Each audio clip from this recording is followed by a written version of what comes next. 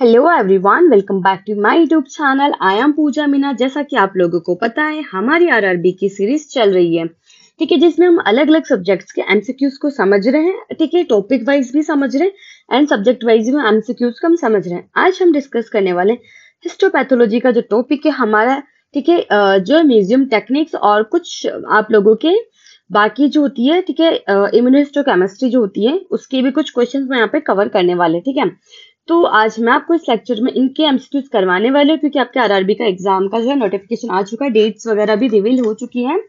तो आज हम उन्हीं क्वेश्चंस को हम डिस्कस करेंगे। आई होप आप लोग पुराने वीडियोस देख रहे होंगे। अगर आप नहीं देख रहे हो तो आपको डिस्क्रिप्शन में सबके लिंक मिल जाएंगे, तो प्लीज चेकआउट दे ऑल्सो। अगर आप लोगों को मेरा वीडियो अच्छा लगे लास्ट में, तो आप प्लीज लाइक शेयर करें अपने दोस्तों के साथ में, एंड चैनल को भी आप लोग सब्सक्राइब कर सकते हो, ठीक है। Start the video. पहला क्वेश्चन हमारा है, which solution is the most commonly used for museum technique. कौन सा सॉल्यूशन है इनमें से जो म्यूजियम टेक्निक के लिए यूज किया जाता है। जैसे कि अगर आप लोगों को पता है, जब म्यूजियम टेक्निक किसके, पहले तो मैं समझा देती हूँ म्यूजियम टेक्निक क्यों की जाती है। वो बेसिक यहाँ पे बता दे कि इंट्रो किसके रिगार्डिंग क्वेश्चन होने वाले हैं, वैसे तो आपको पता होगा, आप ऑलरेडी पढ़ चुके हो सारी चीजें, ठीक है। म्यूजियम टेक्निक्स में क्या होता है कि हम कोई भी स्पेसिमेन हमारे पास में आता है लैब से, उसको प्रिजर्व करते हैं, ठीक है। प्रिजर्वेशन के उसके अलग अलग रीजन होते हैं, ठीक है। कि स्टडीज करने के लिए होता है, फर्दर कोई न्यू स्टूडेंट्स आते हैं उनको बताने के लिए हो सकता है, या फिर किसी भी डिजीज को दोबारा डिटेक्ट करना हो इन फ्यूचर में, तो उसको प्रिजर्व किया जाता है, ठीक है। तो उन सब चीजों के लिए म्यूजियम बनाया जाता है, हर एक डिपार्टमेंट का, ठीक है। जैसे पैथोलॉजी, तो पैथोलॉजी का म्यूजियम होगा जिसको पैथोलॉजिकल म्यूजियम बोलते हैं, जिसको बेसिकली म्यूजियम जो है टेक्निक हमारा उसी के रिगार्डिंग आता है। बायोकेमिस्ट्री का पर्टिकुलर होगा, फिजियो का होगा, ठीक है, एनाटॉमी का, हर एक का, एक डिपार्टमेंट का एक एक जो होता है म्यूजियम बनाया जाता है, ठीक है, मेडिकल कॉलेज के अंदर। अब क्वेश्चन पे वापस हम आते हैं। Which solution is the most commonly used for the museum technique, ठीक है। Museum technique and museum specimen जो हमारे पास में आते हैं, ठीक है, जो भी स्पेसिमेन हमारे पास में आ रहा है, तो कौन सा सॉल्यूशन में वो आने वाला है, ठीक है, किस सॉल्यूशन में उसको हम लॉन्ग टाइम प्रिजर्व करके रखने वाला है, ठीक है ना। आने वाला तो अलग आता है, ठीक है, फॉर्मुलिन में आता है, आपको पता है स्टार्टिंग में कोई भी सॉल्यूशन हमारे पास में आता है तब फॉर्मुलिन में प्रिजर्व क्या आता है, 10% फॉर्मुलिन होती है। हमारा यहाँ पे क्वेश्चन है कि हम है ना किस में इसको प्रिजर्व करके रखें, क्या बाउंड सॉल्यूशन में, हॉर्नले सॉल्यूशन में, कैजलिंग सॉल्यूशन में, या सिर्फ जेंडर फ्लूइड के अंदर, ठीक है। तो ये आप लोगों को पता होगा, जैसे म्यूजियम टेक्निक का नाम आएगा तो आपको कुछ नहीं सोचना, सिर्फ आपको डायरेक्टली कैजलिंग सॉल्यूशन को टिक मार्क करें। सी जो आप लोगों का ऑप्शन है उसके अंदर प्रिजर्व किया जाता है, ठीक है। जो बाउंड सॉल्यूशन होता है उसके अंदर बेसिकली जो आपके साइटोलॉजिकल स्पेसिमेंस होते हैं, ठीक है। साइटोलॉजिकल स्पेसिमेन मतलब जैसे लीवर हो गया, किडनी हो गया, जो लिविंग स्पेसिमेन का थोड़ा सा पार्ट निकाला जाता है, उसकी स्टडी की जाती है। उनको बेसिकली बाउंड सॉल्यूशन में, हॉर्नले सॉल्यूशन में और जेंडर सॉल्यूशन में उनको प्रिजर्व किया जाता है। कैजलिंग सॉल्यूशन जो म्यूजियम टेक्निक्स के लिए यूज किया जाता है, ठीक है। अलग अलग तरह के कैजलिंग सॉल्यूशन होते हैं, उनको हम आगे डिस्कस करेंगे, क्वेश्चन के अंदर आपको वो भी देखने को मिलेंगे। नेक्स्ट क्वेश्चन है हमारा, how much duration the sample is placed on Kaiserling solution first. देखो कैजलिंग सॉल्यूशन तीन तरह का होता है, 1 2 3। यहाँ पे हम बात करें कि कैजलिंग जो फर्स्ट सॉल्यूशन है हमारा, उसके अंदर सैंपल को आप लोग कितने टाइम तक प्रिजर्व करके रखते हो, ठीक है। 1 वीक के लिए, 1 मंथ के लिए, 3 मंथ के लिए, 6 मंथ के लिए। देखो कैजलिंग सॉल्यूशन जो फर्स्ट होता है उसके अंदर सैंपल को 1 महीने के लिए प्रिजर्व किया जाता है, ठीक है। कोई भी सैंपल हमारे पास में आया, जब उसको परमानेंट माउंटिंग करने से पहले एक प्रोसेस होता है, ठीक है। परमानेंट माउंटिंग में वो बाद में जाता है, नहीं, जब म्यूजियम में बाद में उसको प्लेस किया जाता है। फाइनली कैजलिंग सॉल्यूशन थर्ड के अंदर प्लेस करके उसको रख देते हैं परमानेंट, लेकिन परमानेंट से पहले उसको लॉन्ग टाइम तक प्रिजर्व करने के लिए कंप्लीट एंटायर प्रोसेस किया जाता है, ठीक है। कैजलिंग सॉल्यूशन 1 2 और 3 होता है। तो कैजलिंग सॉल्यूशन के अंदर सबसे पहले जो भी स्पेसिमेन हमारे पास में आता है उसको 1 महीने के लिए प्रिजर्व किया जाता है, ठीक है। तो आपका आंसर बी रहने वाला है। ये आपको कुछ कुछ चीजें याद करनी पड़ती है, जैसे कैजलिंग सॉल्यूशन 1 जो है 1 मंथ के लिए होता है। कैजलिंग सॉल्यूशन जो 2 है वो मैक्सिमम 24 आवर या फिर आप 12 to 24 आवर के ऊपर रहता है। तो अलग अलग ड्यूरेशन होता है, वो आगे क्वेश्चन में हम देखेंगे। तो ऑप्शन आपका बी रहने वाला है। नेक्स्ट है, why do we need to build museum. हमें म्यूजियम बनाने की जरूरत ही क्या है, ठीक है। हम क्यों बनाना चाह रहे हैं मेडिकल कॉलेज में म्यूजियम की जरूरत क्या है। ये वो इजी क्वेश्चन आप लोगों को समझ में आ जाएंगे, ठीक है। फर्स्ट ए है, permanent exhibition of common specimen for UG and PG medical students. एक एग्जीबिशन कलेक्शन किया जाता है यूजी और पीजी स्टूडेंट्स के लिए, ताकि वो स्टडी कर सके, ठीक है, चीजों को देख सके, समझ सके, क्योंकि नहीं होंगे तो कैसे समझेंगे, कैसे मेडिकल स्टूडेंट्स अपनी स्टडी को करेंगे। सेकेंड है, illustrating the specimen for rarity. बहुत कुछ कुछ स्पेसिमेन ऐसे ही मिलते हैं या कुछ कुछ ट्यूमर ऐसे पर्टिकुलर हमारे पास में आते हैं जो बहुत रेयर कंडीशंस में कुछ पेशेंट्स में देखने को मिलते हैं, तो उन रेयरिटीज को प्रिजर्व करने के लिए भी किया जाता है। थर्ड है permanent source of histological material. क्या एक परमानेंट सोर्स की तरह कलेक्ट किया जाता है उन सभी स्पेसिमेन को हिस्टोलॉजिकल मटेरियल बना के। तो इनमें से क्या होगा, बेसिक सी बात है, सारे के सारे ऑप्शन ही हमारे राइट होने वाले हैं, डी ऑप्शन हमारा होने वाला है। Which stabilizer is used in Casaling third solution? कौन सा स्टेबलाइजर यूज किया जाता है Casaling solution? अब आपको पता है स्टेबलाइजर अपने नाम से ही क्लियर है कि वो जो है सोल्यूशन को स्टेबिलिटी प्रोवाइड करता है लॉन्ग ड्यूरेशन तक, यानी मिनिमम 5 to 10 ईयर्स उसका ड्यूरेशन होता है। देन आफ्टर दैट उन स्पेसिमेन का जो सोल्यूशन तो उसको दोबारा रिफिल किया जाता है। ठीक है, तो कौन सा इनमें से कौन सा है जो उसको स्टेबलाइजर की तरह यूज किया जाता है Casaling solution थर्ड में? फॉर्मलिन है, ठीक है, पायरिडीन है, पिक्रिक एसिड है, थाइमोल है। ठीक है, फॉर्मलिन में जो स्पेसिमेन होता है पहली बार प्रिजर्व होकर आता है। ठीक है, पिक्रिक एसिड है तो उसको हमेशा लॉन्ग ड्यूरेशन में आप रख ही नहीं सकते। थाइमोल इज ऑल्सो, थाइमोल जो होता है बैक्टीरियल प्रिजर्वेशन के लिए स्मॉल अमाउंट में यूज किया जाता है, उसको कंप्लीटली किसी भी एक स्पेसिमेन को हमेशा उसके लिए अंदर नहीं रख सकते। जो पायरिडीन होता है उसका जो केमिकल नेचर होता है ऐसा होता है कि वो ना न्यूट्रल फॉर्म के अंदर आपको मिलेगा। ठीक है, वहां बहुत ज्यादा एसिडिक बेसिक नेचर नहीं होता, तो स्पेसिमेन इसमें लॉन्ग ड्यूरेशन तक प्रिजर्व होकर रहता है। ठीक है, पायरिडीन जो होता है उसमें प्रिजर्व किया जाता है, मतलब उसका स्टेबलाइजर होता है। ठीक है, तो ये आपको बी ऑप्शन आप लोगों का रहने वाला है। कुछ कुछ चीजें आपको याद भी करनी पड़ेगी, जैसे ये कुछ कुछ चीजें। ठीक है, which thread are use to knot the specimen with a plate on a museum. यानी ये एक लंबी सी प्लेट है, यहाँ किसी स्पेसिमेन को मैंने रखा हुआ है, इसको ग्लास जार में रखने से पहले ऑब्वियसली मैं ऐसा तो है नहीं कि ग्लास जार में स्पेसिमेन को डायरेक्टली ऐसे डाल दूंगी।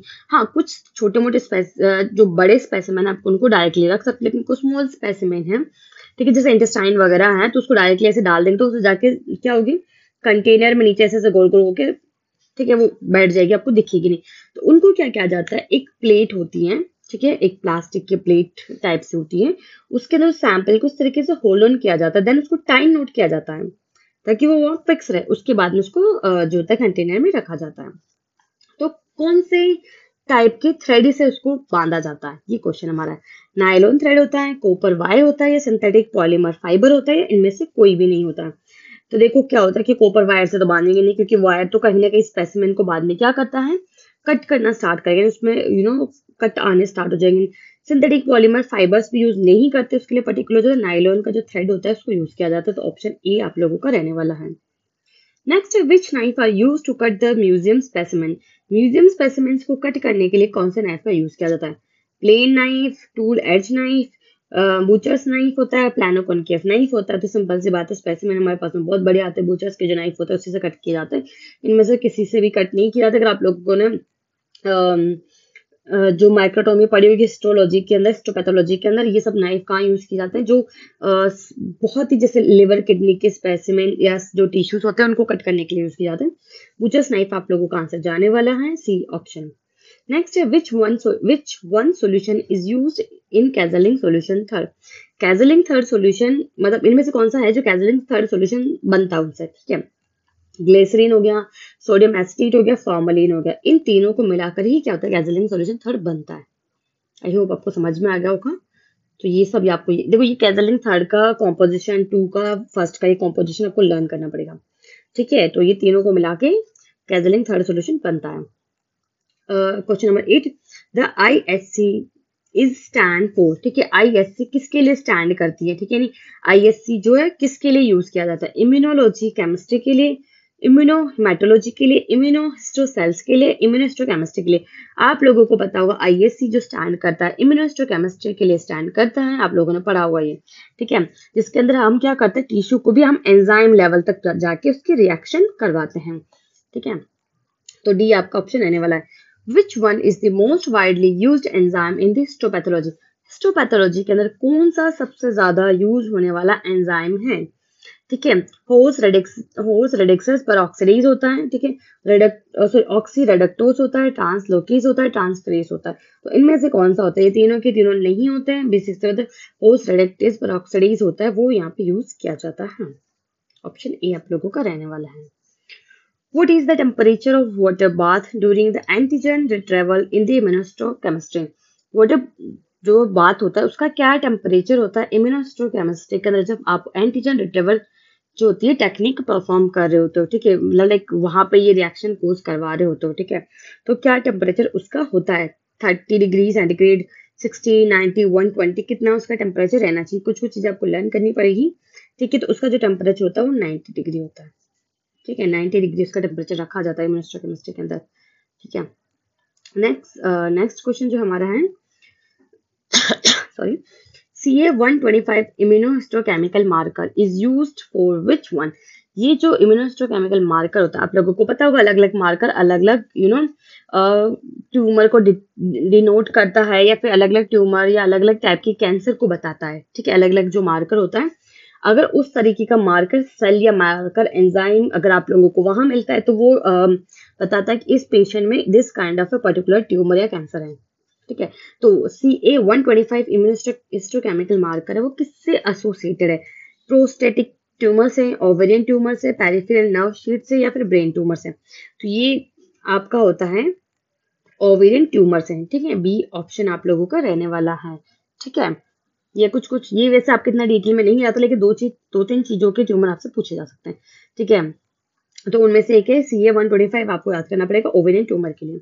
Next, after the removal of cotton wool from the tissue cavity, यानी कोई एक टिश्यू था जस्ट लाइक स्मॉल इंटेस्टाइन है, ठीक है, उस वो अंदर से आपको पता है hollow organ, just like small intestine का स्ट्रक्चर बना है, यहाँ पे थोड़ा सा अजीब हो रहा है, कि यहाँ पे अपन स्टमक का स्ट्रक्चर समझ लीजिए, एक तरीके से बस समझ लीजिए, बन गया है जैसा भी होना है, तो ये एक होलो ऑर्गन होता है, ठीक है, इसके अंदर जब इसको लैब में जब स्टडी करनी होती है तो उनके अंदर क्या किया जाता है, कॉटन वूल फिल किया जाता था कि अपने शेप एंड स्ट्रक्चर को मेंटेन रह सके, लेकिन जब क्या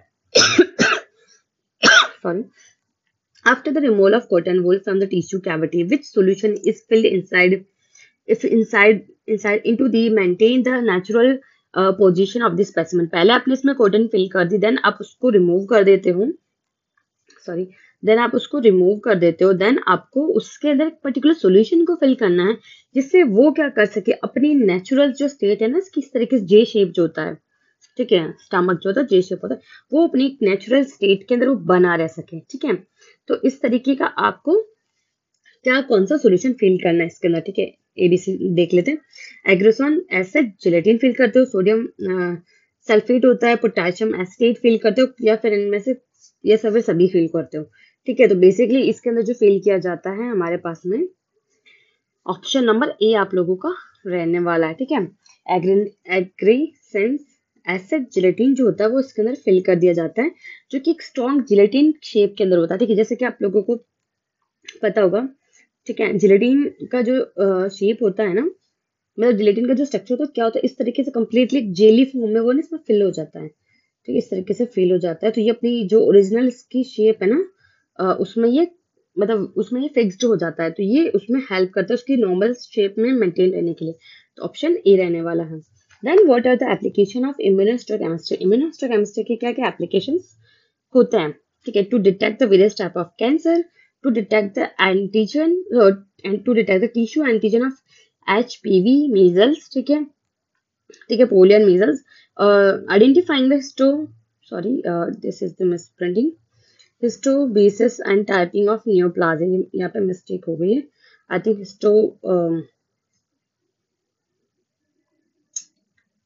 यहाँ पे ये हिस्टोकेमिकल और समथिंग रिलेटेड होगा, that is a misprinting in the 50, ठीक है, लाइक उसको हटा दीजिए, फिर टाइपिंग ऑफ द नियोप्लाजिया, फिर ऑल ऑफ दिस, क्या इनमें से किसके क्या इसका बेस्ट एप्लीकेशन है इम्यूनोहिस्टोकेमिस्ट्री का, तो आपको पता है मीजल्स एंड, ठीक है, नियोप्लाजिया जो होता है टाइप का डेवलपिंग कैंसर सेल्स होती है, उन सबके लिए डेवलपिंग सेल्स होती है, उसके लिए भी नहीं होता, मीजल्स एंड HPV के लिए भी नहीं होता, ये various type of cancer cells को डिटेक्ट करने के लिए बेसिकली जो है इम्यूनोहिस्टोकेमिस्ट्री के अंदर मतलब इम्यूनोहिस्टोकेमिस्ट्री का जो मेन रोल होता है वो वेरियस टाइप ऑफ कैंसर को डिटेक्ट करना होता है, या फिर कैंसर की जो पहले की जो स्टेजेस होती है, ठीक है, प्री कैंसर स्टेजेस होती है, उनको डिटेक्ट करने के लिए बेसिकली इम्यूनोहिस्टोकेमिस्ट्री की जाती है, तो आपका ऑप्शन जो रहने वाला है वो ए रहने वाला है, ठीक है, सॉरी सॉरी सॉरी एक मिनट, मैं मिस हो गया है, सॉरी, ये था कि what are the applications of it, कि कौन कौन सी इनकी सॉरी इसमें नियोप्लाजिया भी था जो कि टाइप का early stage of the cancer होती है, एंड मीजल्स एचपीवी भी उसी का रिलेटेड होता है, तो और कैंसर भी उसी से रिलेटेड होता है। देन इसका आंसर जो हमारा जाने वाला है, सॉरी वो डी जाने वाला है, ठीक है, वो मैंने मिस कर दिया। डी आप लोगों का इसका आंसर रहने वाला है, ठीक है, कि अलग अलग तरह के मतलब इसके पूरे एप्लीकेशन पूछा, अगर पर्टिकुलरली पूछेगा तो आपको कैंसर सेल तो डिटेक्ट करने के लिए बोलना है, ठीक है, क्योंकि जो कैंसरस सेल्स होता है वो सारे के सारे इम्यूनोहिस्टोकेमिस्ट्री के थ्रू ही डिटेक्ट किए जाते हैं, जैसे कि मैंने आपको बताया था अलग अलग तरह के एंटीजेंस होते हैं, जैसे हमने बात की थी 125 CA-125 जो था हमारा, वो किसके लिए था, ओवेरियन, ठीक है, सिस्ट या ओवेरियन ट्यूमर के लिए था। उसी तरीके से अलग अलग के डिटेक्ट करने के लिए इम्यूनोहिस्टोकेमिस्ट्री को यूज किया जाता है।